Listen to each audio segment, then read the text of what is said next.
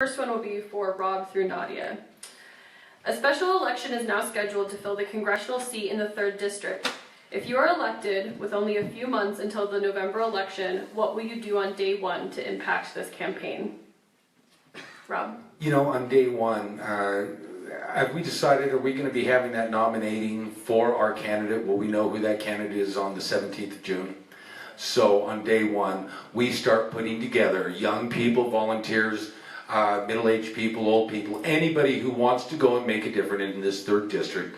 We're going to put canvassing groups together. We're going to help that candidate any way we can. This is such an important event. And if you look at the past history of this district, we've had very little money spent in it, and we've had very little messaging. It is time for us to go grow through that Utah County area, everywhere where the 3rd District is. And I think we've got a couple of candidates that look that are very exciting for this. There's one that has quite a bit of money. But more importantly than money, let's go find our people.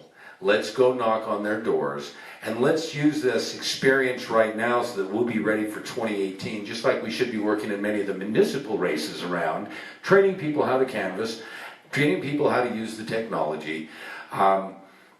Win or lose, we're going to win through this next election, through this special election, because it's an exciting time. And quite frankly, the candidates that are coming up in the Republican Party do not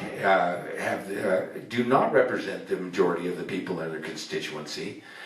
They do not. 2 of them are just Jason Chaffetz's wannabes, but with high heels. And the fact is that we need a Democratic woman to be leading that charge, and we need to help that Democratic candidate, whoever she may be. And if it happens to be a man, we'll help him too. But we need to go walk, knock on those doors, and then get our people out to vote.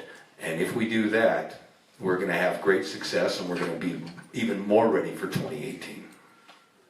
Thank you, Rob. Leonardo? If I get elected, day one, my idea is fundraising. We need money, and that's one of the important things for a party. That's number one. And the second is the message that I brought me here, which is the message for the immigrant community. I want them to be part of this. I want them not to be scared. Right now, they feel they're not good enough. Many of them are running up north to Canada. They don't want to live here anymore because of what President Trump said about them, and that's not fair.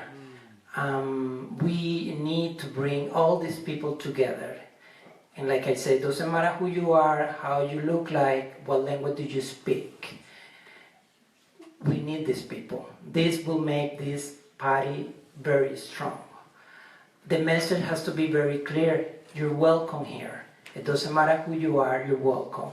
And we as a party, we will fight for your rights. You will not be discriminated like in Arizona, where you will be stopped just because you're driving a car, and you will be stopped because of the way you look like. And that goes especially for the Latino community. If you look Latino, you get stopped. That is against our values. It's against our Constitution. And we need to be clear on that we will fight for your rights. And you are equal to anyone in this country because that's what the Constitution says. Thank you. And Nadia? CD3 is a hard district. When the Republicans drew it, they drew it specifically so that it would remain in Republican control. That was several years ago, though, and things have changed. We have Donald Trump and the president. He has a really, of all the states that he won Utah by the least amount. He only had a plurality, not a majority. And Jason Chaffetz has done some questionable things that I think are angering a lot of his constituents.